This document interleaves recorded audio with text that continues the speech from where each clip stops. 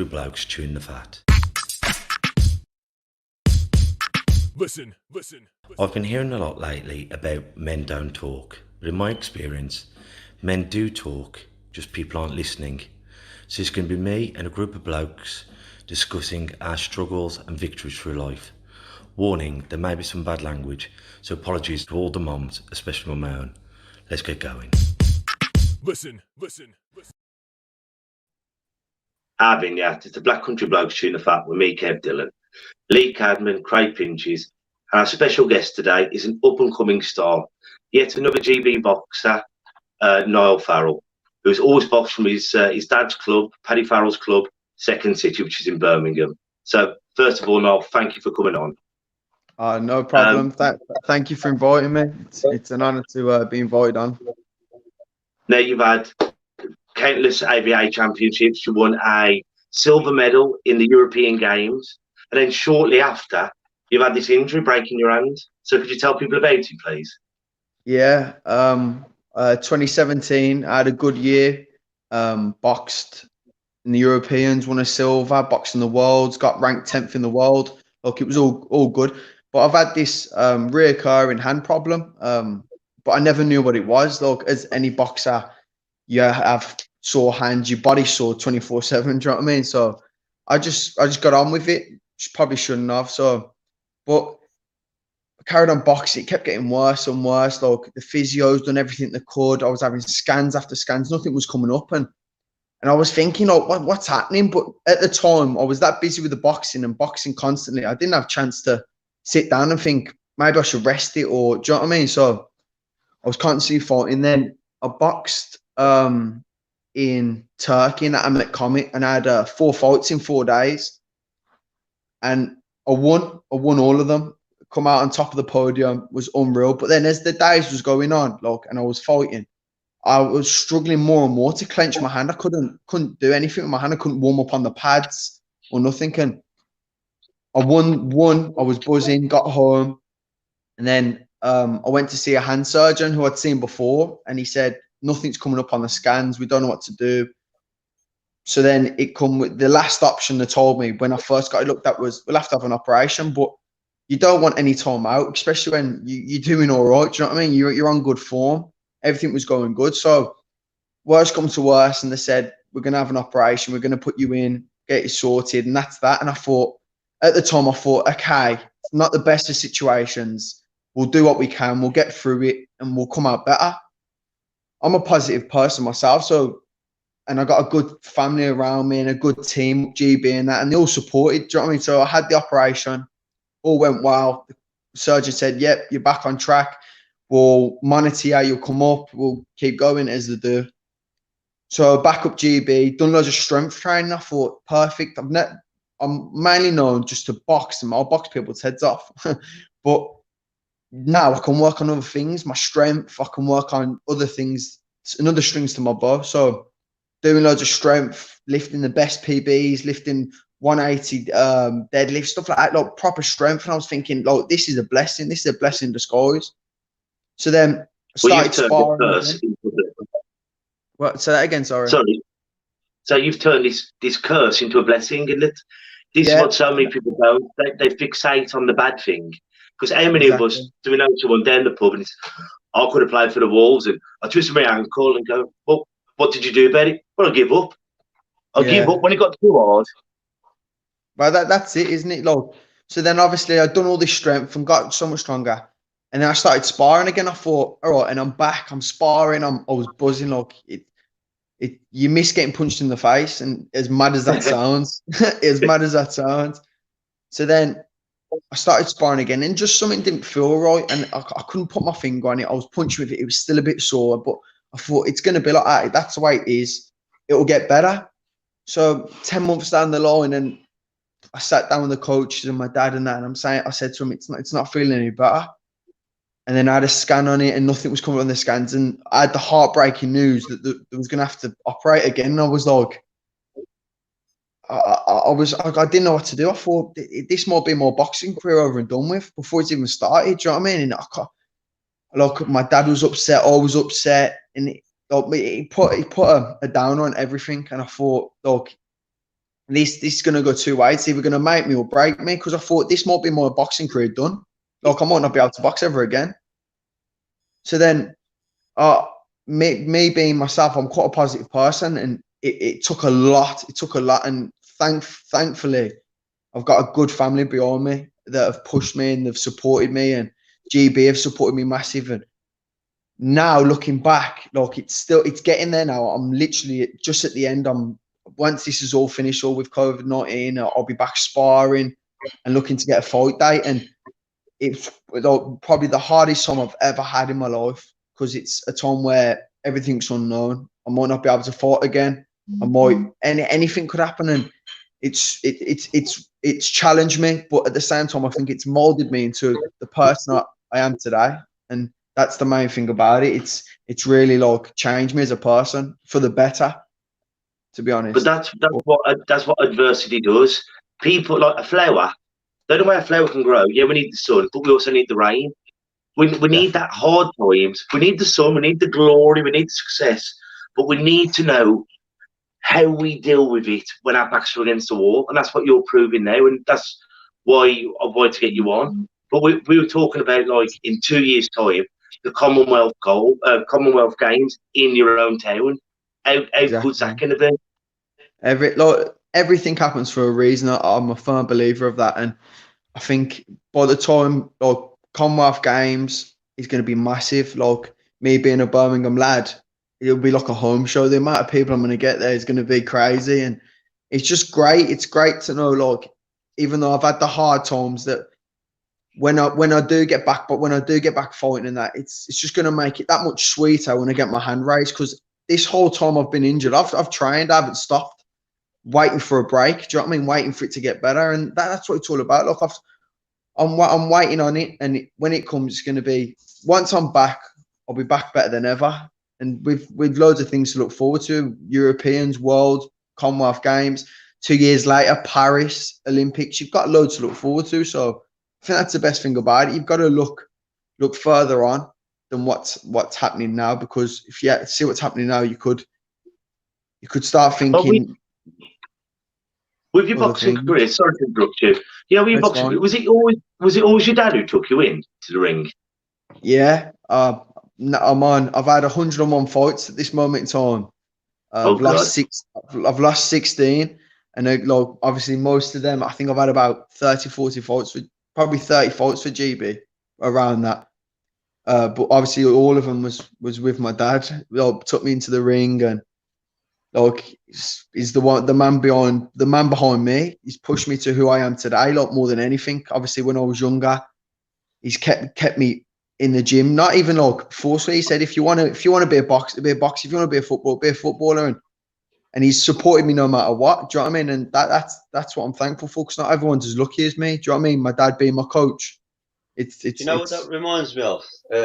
Sorry to interrupt. That reminds me, like, is it Joe Calzaghe? And with the broken hand situation as well, because I know he suffered that, and he's had his dad in his corner. So you talking reminds me a lot of Joe Calzaghe. Yeah, you know, it's crazy. He's one of my favourite fighters, Joe Calzaghe. Is like, I do love him, and you know, it's mad, like, the companionship he had with his dad. Like, his dad had been there with him through everything, and it's mad. I do really love Joe Calzaghe. He's one of my idols. I love him. I think what's interesting about that is his dad.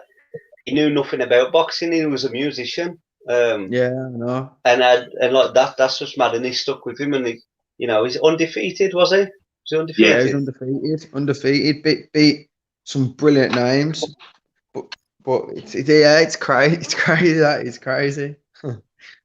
But it's funny, you know, like, some people I know, like Richard Todd from Bell Green, he takes Jensen in, and some people from our club. But I honestly think if it was more Jasmine if she was going to box, I wouldn't like it. You've got to realise it works for some, it doesn't work for others. But when I've seen, like, you've had your brothers boxing, and your dad's a brilliant coach and a good bloke. And you've dealt with that relationship, haven't you? Definitely. Look, obviously, he's been all through it with me. I've been boxing for England since the age of 14. Do you know what I mean? I've been boxing there a long time, but my dad's always there on the end of the phone telling me who you're boxing, this is what you got to do. Do you know what I mean? As much as the GB coaches do, but look, my dad has now got my two younger brothers. My one brother's I think he's had 20 and he's lost 3. My other brother's had 27, lost 4 or 5 or something. And it just shows you like that what my dad's doing with us works. Do you know what I mean? Like he's had how many? He's had 20 fights and he's lost 3. Do you know what I mean? It's top records. They're ranked highly, both of them in the country. So it just shows you what he's done with me isn't just me as a one-off. It's working on my brother. It's working the lads in the gym. We have lads in the gym that are unreal lads. There's some of them that are 6 and 7. I'm thinking, wait till you're older, you're going to be unreal. Do you know what I mean? Yeah. I remember a time you're one of your lads beat one of our lads in the Midlands final, and I went over, and if the lad comes over, I shake his hand and say, good luck in the next round, bring him back to the Midlands. And your dad had 6 Midlands champions on that day.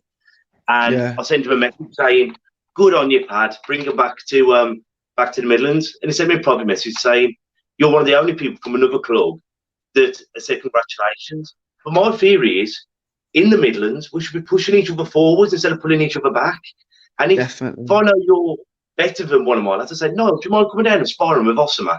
Because let's get the Midlands the best in the country. Because how many times have we got to national finals now, and the Midlands come away with 2 national champions? I know. We have that much talent in the Midlands. It's second to none. We really do. But like you saying, congratulations to the lad. Even though he beat your lad, it just shows you the love for the sport that you've got. Because even though it must be hard for you to say well done, but you're wishing that kid could go on to win it then, and then he'd think, you know what? The only lad who I beat who said good luck into the next round was Kev Dillon. Do you know what I mean? Like that's the way he'd think, and that's what matters, don't it? That's Bill Endall. We're all in the same sport. We're all in this sport for the same reason, for the love of the sport. Well, how many times now you've boxed and you've beat someone, you beat me, then they go and have a go at you, going, well, hang on, we just trying. It's not the boxer's fault. And sometimes you have your pants pulled down, don't you? But it's not the boxer's fault. He's just trying his best to win.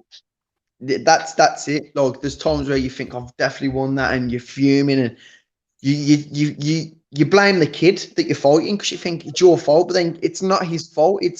He's doing what he has to do to try and win, and I'd do exactly the same. And that's it. It's the judges, ain't it? That they might see it in a different way. Have you got any questions, Craig or Lee, for Niall? There's a few actually. I mean, it's more to do with like the boxing side of it. In how do you get across? Because I don't know if I spoke to you before about it, Kev, to say the geography that you're in, being in the Midlands, you're sort of you're the underdog always to start with, because it's like pretty much like music. It's quite a regional thing. Whereas if you're down in the major cities and whatever else, then you've got more of a chance of success. Do you find that with where you're from, or? I think slowly but surely, Birmingham and like the Midlands are coming through, and I understand where you come from. But it's been over the years. You see, more years, there's more and more good lads coming through. Like you've got professional and amateur. You've got Cal Yaffo, Galau Yaffo, Gamal Yaffo, the Yaffo brothers. They're smashing it. You've got people like Frankie Gavin. You've got Sam Egginton. You've got loads of good people. You see that have come through the years, and it's only going to get better, and we're going to get more and more known. Look, he's coming from here. He's smashing it. Midlands. And that's the only way we're going to evolve as like a unity. Do you know what I mean? Is if we keep pushing through, and we are, as Kev knows, like we're getting more and more national champions year by year. And that's what it's about, because that's pushing the Midlands on the map. So people are going to go, he's from the Midlands. He's a good lad, he's a good lad. And that's all you can ask for, is the lads are trying their hardest to do their best, and the Midlands are supporting that and pushing it. Yeah. I love it when we get past the Midlands rounds, because, I can't show for Second City because he's come down sparring with us and he's fighting Belgrade. But once we pass the Midlands, I love it when we're all desperate to go on, Blue, go on, lad. And we're all together as a boxing family. It don't matter who you're fighting. It is true. Yeah, you are right. But, and you see, like we've been away in Newcastle. You go away to London. You go all over, don't you, Kev? And when you go away, that other clubs all come together as one, and that's literally what it's about. Because we're the Midlands, so we're not fighting each other anymore, so we stick together. Do you know what I mean? And that's what you've got to do. That's the way we're only going to get better. Yeah. But a bit back to your boxing career, 'cause like, I know how close you are to your dad. But you know, when you first started boxing for England and GB and their coaches take you in, what was that like? Not your dad's always in your ear, but not having him handed up to you. What was it like? To be, you know, what's crazy, like, what I've found is over the years, like, because I've trained with him since 10, like I was doing little pads and that, like doing little bits, and then you get to a stage where he doesn't have to be there, but you know exactly what he'd want you to do. Do you know what I mean? So it's not like it's always there. Even if he's not there, he's there, or he's on the end of the phone anyway. But at first, it was a bit like weird. Some other coaches taking you in, but like with the GB coaches now, like we're all a family. GB, we're all a family. So it's just like we're all mates. When it's business home, it's business. And it's serious. Then after you're having a laugh with the coaches and the lads again, and that's what it's about. That's what I enjoy, and that's what like I said, my dad's always been in my corner. If he's not in my corner, he's on the end of the phone, or as mad as it is, he's in my head. As crazy as that sounds, he's in my head. I think sometimes, all right, my dad would want me to do this, or he'd want me to push him on, and I think that's obviously the luckiness of my dad being my coach. Do you do you like? Sorry, carry on, Lee. Craig, sorry. Yeah, sorry, mate. Do you divide your time up? Is it all boxing, or do you divide your time up and have like leisure activities away from boxing to help you keep focus, or is it just boxing?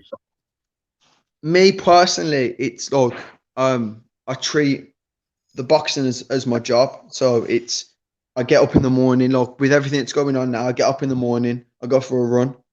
Then, like if I wasn't in the garden grafting, trying to make this bar, then I'd be doing another session at 12, and I just structure it. Then when I do all my sessions, that's when I don't do anything. I just chill. I put on Netflix or I play the PlayStation. I just chill out, like, and that's how I've seen it. Is I've been doing it for this long. It's literally my life. And when people say that eat, sleep, breathe boxing, I actually do, because I train, do my training. Then when I don't, I rest in. But when I rest, I try and not think about the boxing, because when I get up in the morning again, I'm back on it, if you know what I mean. Yeah.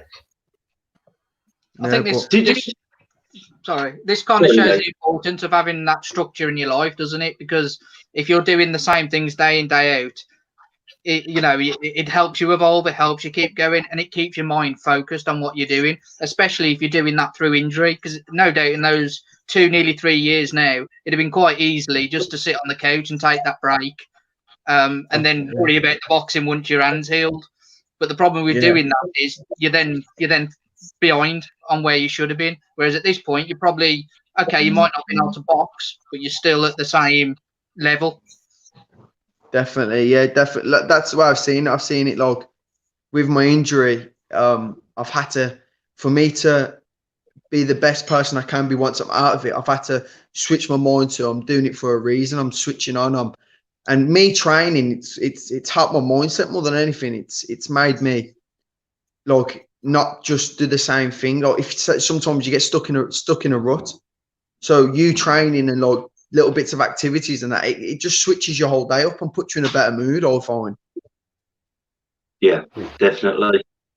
But yeah, moving on to something slightly different. Are you one of them who suffers with terrible nerves?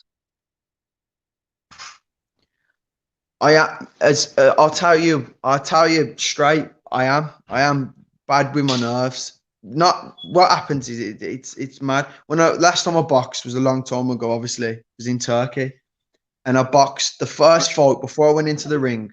I got sick everywhere just from nerves. I got sick everywhere. Just literally, as about to walk to the ring, I had to run to a bin and get sick, and then I got sick. And it was like I was better. Like once I'm in the ring, I'm saying it's the nerves before I find. But I have little things. I have ways to like deal with them. Like I listen to music. I have the crack with the lads. I have a dance. I can't dance, but I try and dance and stuff like that. And it just switches.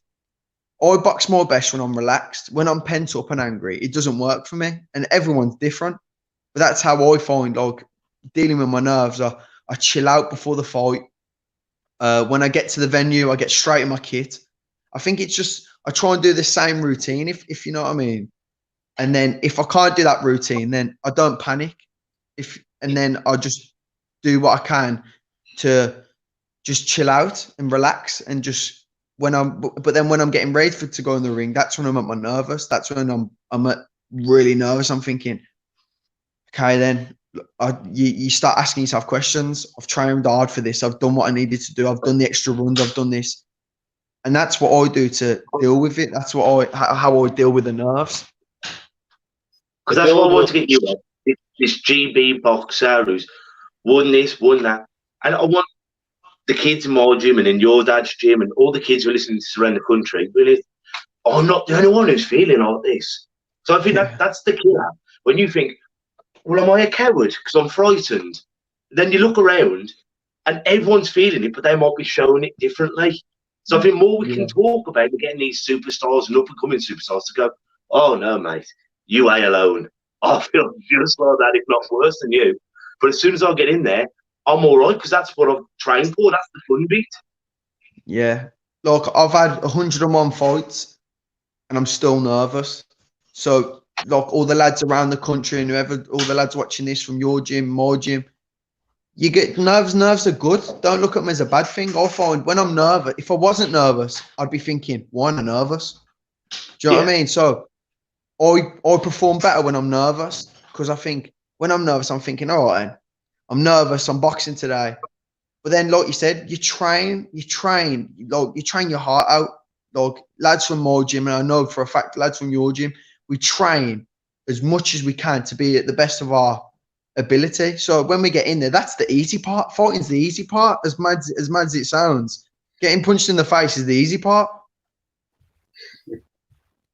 I bet once you get more nervous about, there you are at the European Games or in 2 years, the Commonwealth Games, there you are, or one of your baby brothers boxing.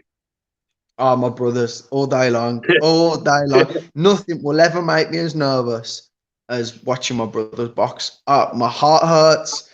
I'm throwing shots when they're fighting. It's the most nerve-wracking thing ever. I can't believe how.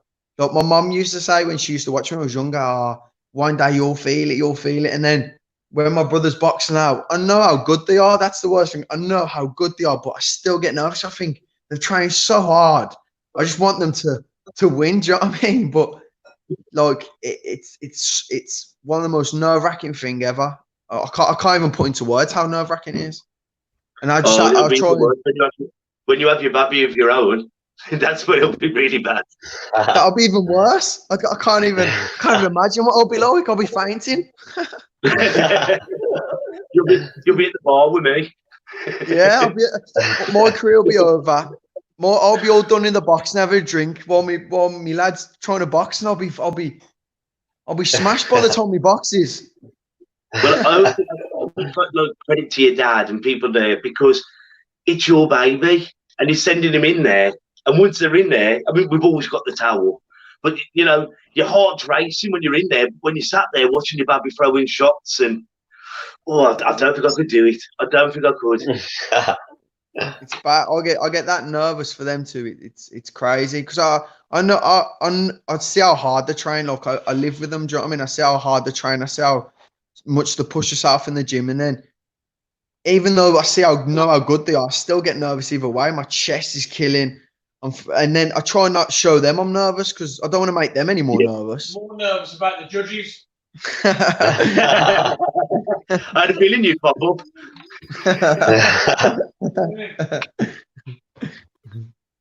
I'm starting to hear your dad in my head. Oh my God, I've got it.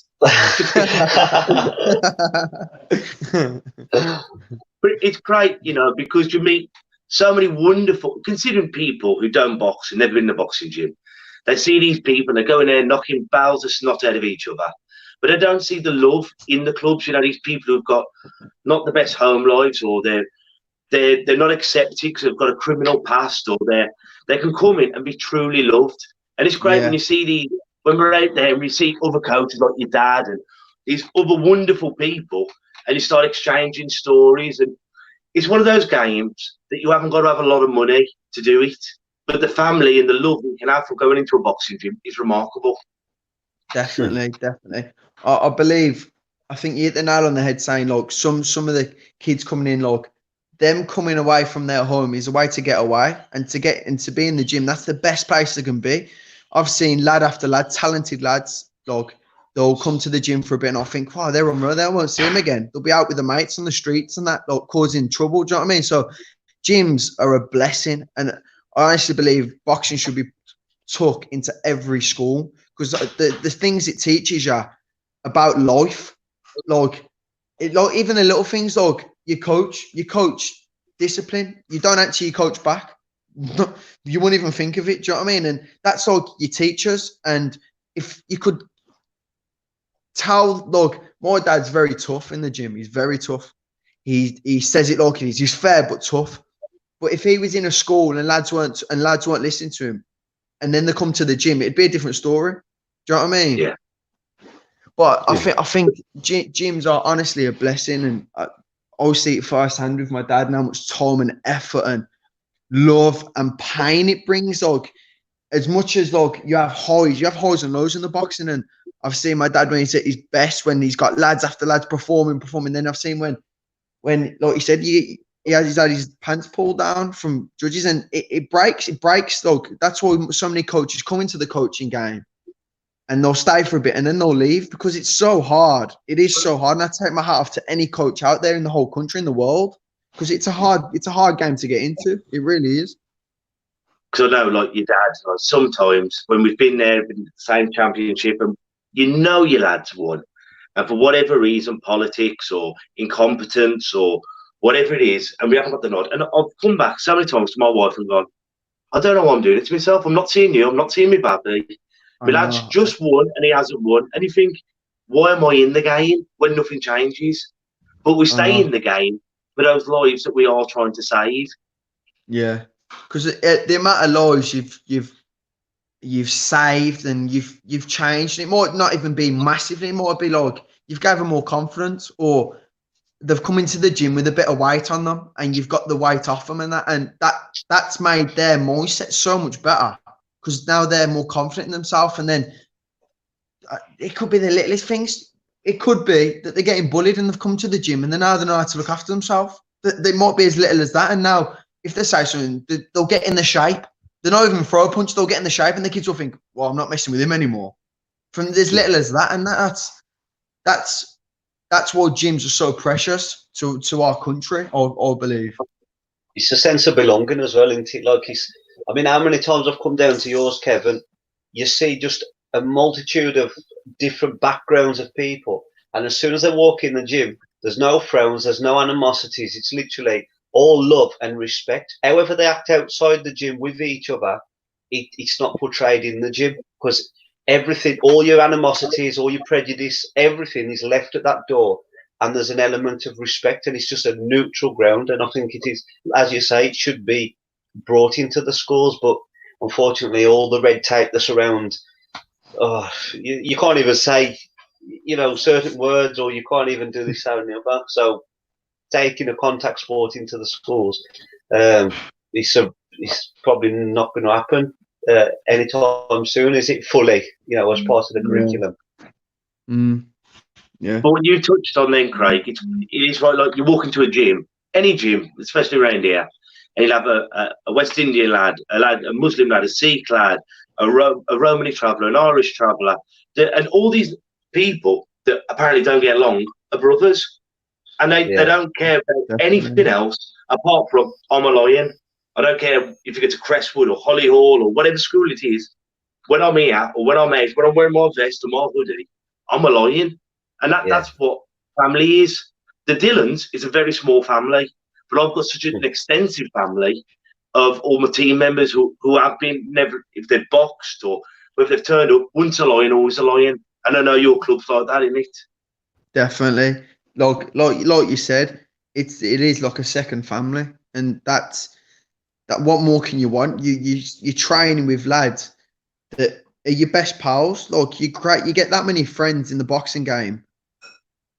Even like international is a different story, but like in national level and Midlands level, like everyone knows everyone, and like that's what it's about. Because you go, say you're going to the nationals, and I've got my younger brother who's fighting in it.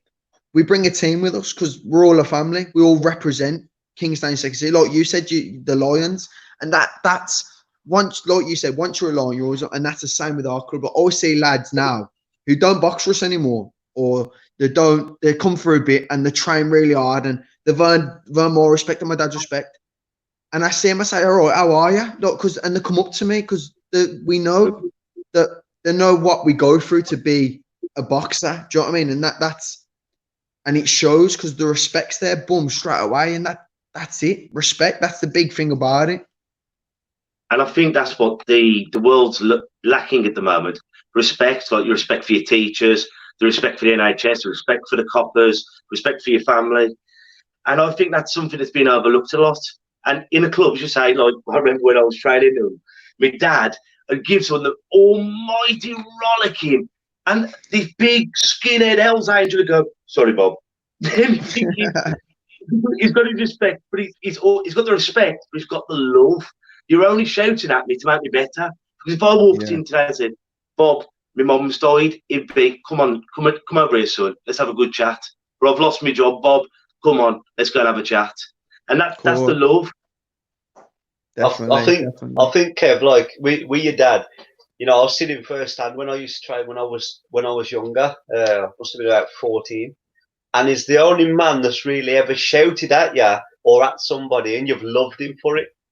You know, he gave you a rollicking and you've loved him for it because you know it comes from a good place and it comes to excel you because he can see you can be excelled.